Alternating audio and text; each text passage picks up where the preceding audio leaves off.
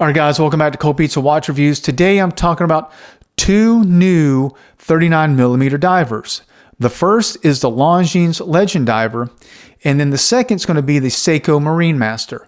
Now, before I get into these watches, I like both of them. I've been watching both of these, and I think I would be happy wearing either one. But I'm going to break down the specs of each watch, and then I'm going to go through these at the end and score them and tell you which one I think wins based on each category.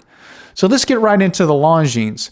This watch comes in right at a case diameter of 39mm. You've got a 47mm lug to lug, a 12.7mm case thickness, and a 20mm lug width. Moving on to the water resistance on the Longines, you've got 300 meters of water resist, and you've got on the case an internal rotating bezel. So you see the two crowns on the case on the Longines. That's that second crown is for that internal rotating bezel, kind of that compressor style. You've got a solid case back, screw down case back with a cast in scuba diver on the back. Great looking case. Next, you have a screw down crown on the case to be expected with a diver's watch. Now, when we move on to the dial, the Longines comes in two dial colors. You've got black or blue, no date. Okay, that's the dial. Bracelet, you get this vintage stainless steel beads of rice bracelet if you choose that. That comes on both colors if you pick. On the black dial, you can also get the vintage leather strap, and then on the blue dial, you can get the blue NATO strap. So just putting that out there on the strap options that are available with the Longines. Lastly, we're going to get to the movement.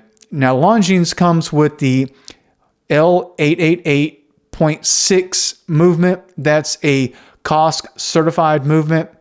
That's a -4 plus 6 seconds per day chronometer grade movement. 72-hour power reserve. Now, that's on the Longines. All of this right now, Longines price is $3,200. It's what's listed on their website. Now, that's all the specs on the Longines. Now we're going to move on over to the Seiko. Okay, moving on to the Seiko specifications. The Seiko's coming in at a 39.5mm case diameter. We've got a 47.2 lug-to-lug dimension. We've got a 12.3 case thickness, 20mm lug width. Now, the Seiko has a 200-meter water resist. Moving on to the bezel, we're getting a unidirectional rotating bezel, not the internal bezel like the Longines. Going to the case back. Now, this is where it's getting interesting with Seiko. They did a see-through case back on a diver. So you get a see-through case back with logo on the Seiko. Screw-down crown to be expected on most diver watches. Now, the dial options with the Seiko, you've got black, blue, pretty traditional, but they've got a limited edition silver dial. It's limited to 1,000 pieces. And again, on the dial, they're offering a date complication that the Longines doesn't have. You also have this beautiful textured dial. It's got a kind of an aquaterra look to it to me. I like the dial. So that's where we're going with the Seiko. Next, when we go to the bracelet, it's a pretty standard stainless steel 3-fold clasp with a push button release. Nothing extravagant. Pretty run-of-the-mill bracelet for Seiko. Moving on to the movement, you get the 6L37 movement. This is a +15, -10 seconds per day movement by Seiko. 45-hour power reserve.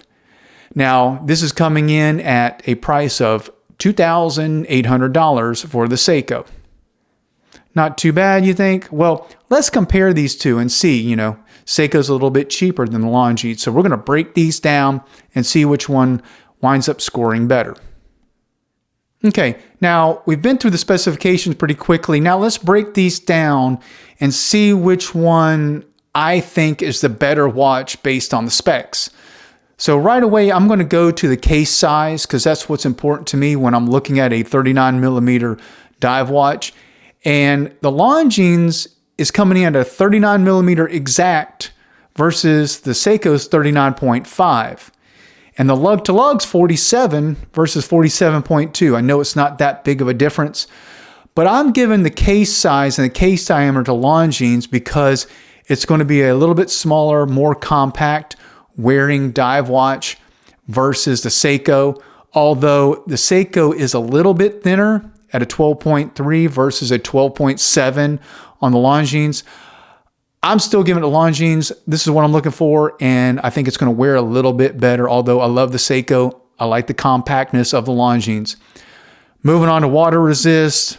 I mean, obvious Longines wins here because 300 meters versus 200 meters. And I know people are going to say, who's really going to go dive that deep?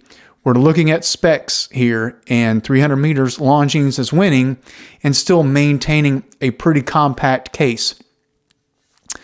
So moving on to the case, and this is kind of subjective, and it's more of a personal thing that you might like, but I'm going to go with Longines winning with the internal rotating bezel. The unidirectional rotating bezel on the Seiko looks good. It has a nice coin edge look to it. I like it. Has kind of a Tudor Black Bay 54 style. And again, I like the look of the Seiko, but I want the internal rotating bezel. I've never had one, so that's why I'm eyeballing the Longines. But I do say Seiko's got a nice looking bezel on the Marinemaster. But I'm going to give it to Longines because it's unique and it's not something you see every day. So Longines is getting that.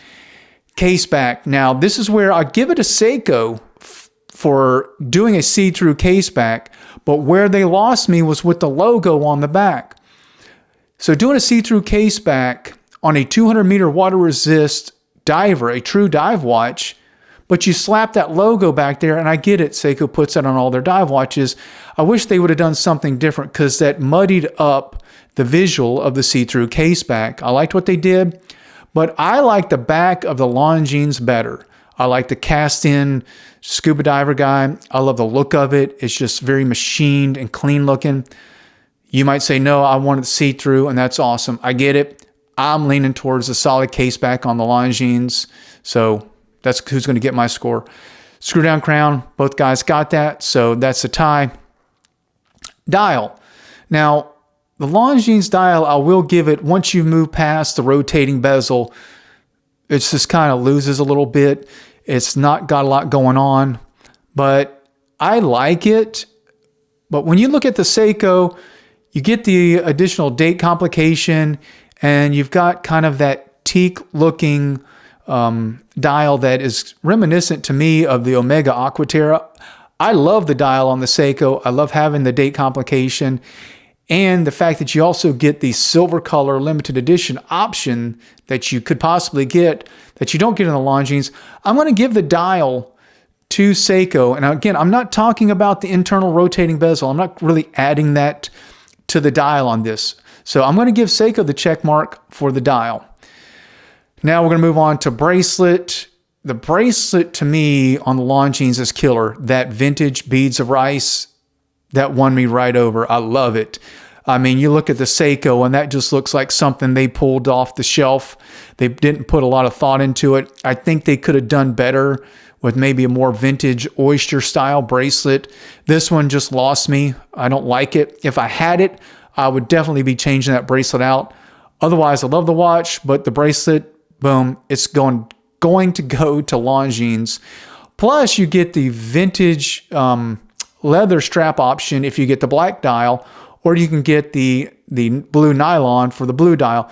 So Longines giving you some more options there. They're going to win on the bracelet. But the killer to me, the reason that I'm going to really lean towards Longines a lot on this is on the movement. When you look at the L888.6 Longines movement that you're getting in this diver, you're getting a COSC certified, and it's right on the back there, chronometer movement. That's a -4 +6 a day movement. 72-hour power reserve versus a +15 -10 second Seiko with a 45-hour power reserve. So when I add all these up, all my check marks, I'm giving Longines, I got 7. They won on 7 categories. I'm giving Seiko 3. And again, this is kind of my personal choice. But in my mind, when I look at what you get from the Longines, I'm scoring way above the Seiko. So that's where I'm coming in. I think you're getting a better movement. I think you're getting a watch that is going to hold value better. And you're only at a difference of $400. And this is just what's listed on websites right now. But Longines at $3,200, Seiko at $2,800. All that you get on the Longines, that's where I'm leaning. You tell me, which one would you pick? Which would you prefer of these two, the Longines or the Seiko? I'd love to hear about it in the comments below. And as always, I appreciate you tuning in to Cold Pizza Watch Reviews.